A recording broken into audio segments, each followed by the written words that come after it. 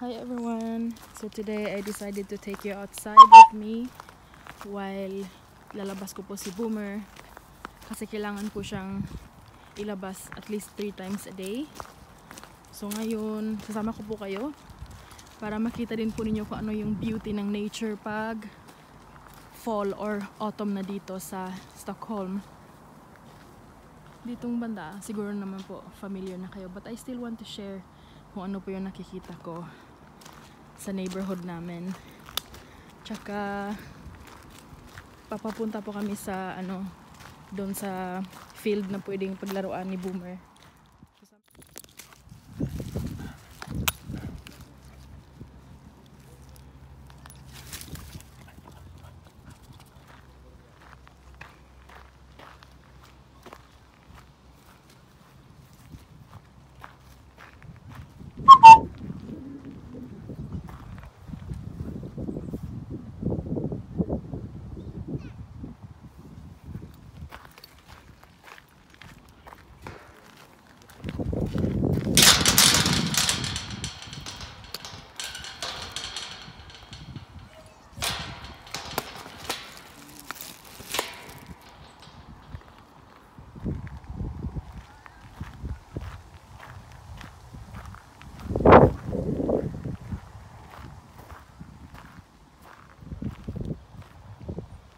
So this is where usually the dogs come to play, run, and just let their energy out. Just like what Boomer's doing right now. Hindi po kami nakapunta last time kasi meron pong napakalaking aso. Tsaka natakot pa ako na baka magiging aggressive pa. At tsaka baka maano pa kami ni Boomer. Kasi si Boomer, pag nakakita siya ng mga malalaking aso, feel niya mas malaki pa siya. O di kaya, pag lalaki, talagang nagiging aggressive siya. Kung babae naman, yung tipong pa-cute. Anyway, nandito po kami ngayon sa playground ng mga aso. So nakikita ninyo ang ganda ng mga dahon. Yan, with a little bit of sun. Yan. Boomer! Boom! Come on, Boom! Boom! Boom!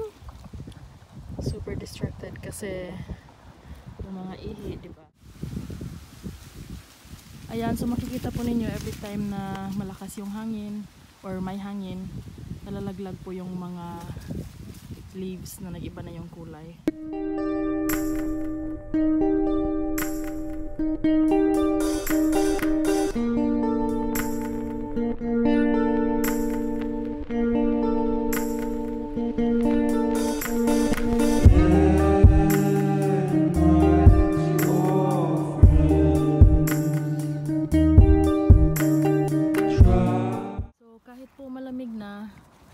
Meron pa rin pong mga leftovers yung summer. Kagaya nitong mga bulaklak na to. Ayan. Ito po yung pinakamaraming natira ngayon. Tapos ito po yung sinasabi ko kanina na football field. Si Boomer namin na shaved yung balahibo kasi meron pong mga ticks dito yung katupo. Tapos delikado po yun. Anyway, ito pa rin po yung iba. Yan, tsaka ito. Mayroon ding mga konting spider webs. Yan si Boomer, tinitikman yung mga grasses. May bola na naligaw. Parang yung iba nai-inlove sa mali na tao. Naliligaw na. Sa ngalan ng pag-ibig. Hello, B. B ba yan? Anyway. Tsaka yan po, nakikita po ninyo yung mga apartments. Tapos ito po is cricket field. Tapos doon naman din po sa bandang yun, yan po yung tinatawag na colony. Before yung colony, yung sa likuran mismo nung may itim na parang wall, dyan po, dyan ko po dadalhin si Boomer. Dyan ko po siya paglalaro. Hopefully naman walang ibang aso na naglaro. Kasi ayoko po yung may ibang aso kasi natatakot ako na baka mag-away, diba? So ito po yung mukha ng colony dito. or at least dito sa neighborhood namin. Iniba kasi nila dahil meron kasing sunog dito na naganap. Not long. Pag summer po, napakaganda kasi ang daming tanim, daming mga halaman at mga bulaklak. Kaya ayoko na pong pumasok kasi baka bawal. Iba naman sa city, pwede lang pasukan. Wala namang nakalagay na bawal pumasok, pero iwas na lang.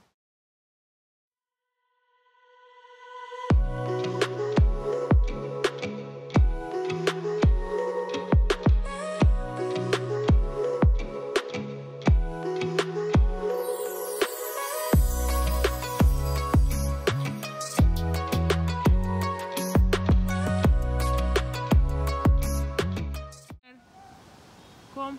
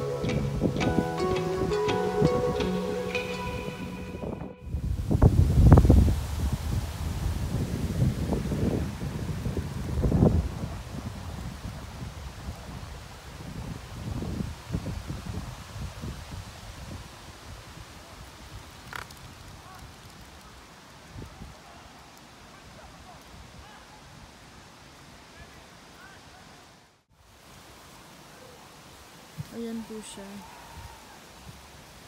Green, tapos nag-yellow, nag-orange, tsaka nag-red. Tapos yun, nalaglag na.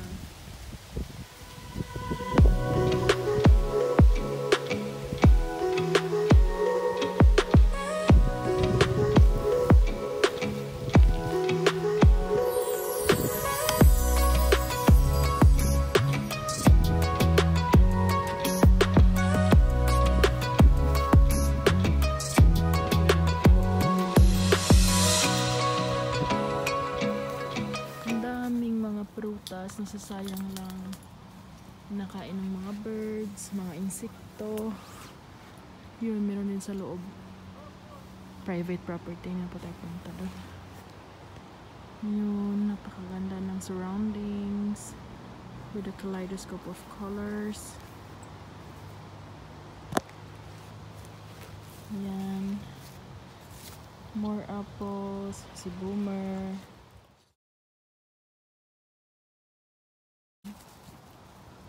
Ayun, tingnan niyo po.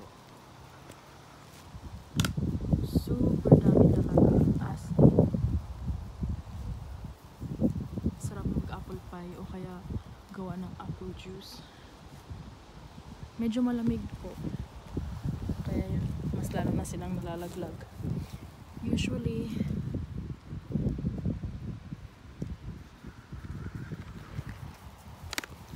ganyan po yan.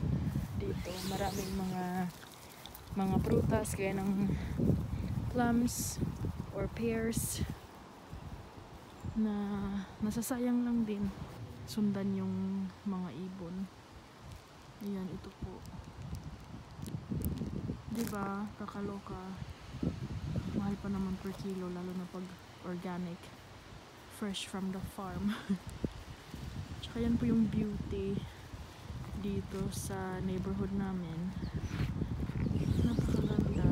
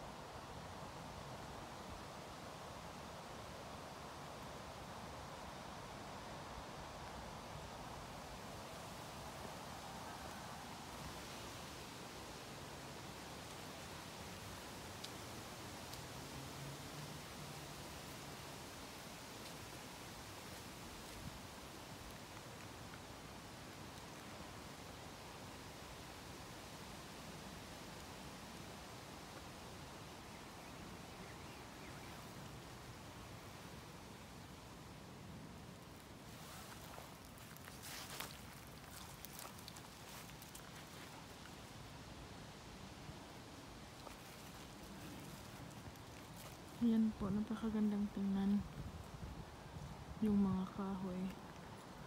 Parang painting. Comment boomer! Yan, dito po yung ibang mga tao nag-walking. Kaso yung area po na yan is private.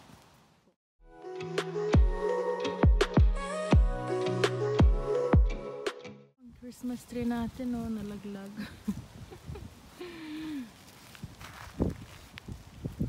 Ayan po.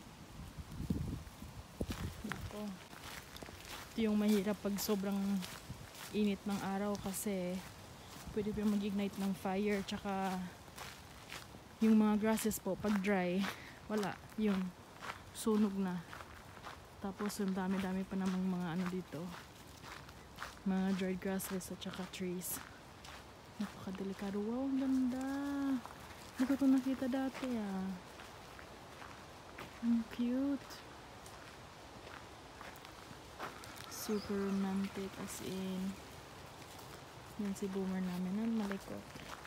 Dami po kasing mayroong mga aso dito, kaya naamoy niya yung mga pee ng other dogs.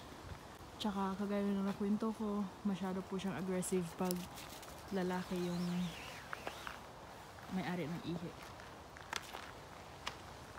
Something with showing who's the alpha.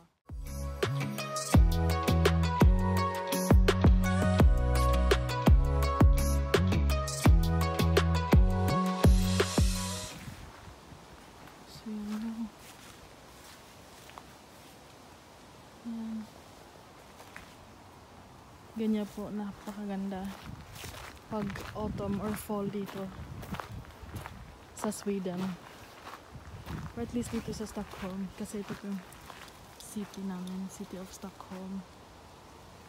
Yan.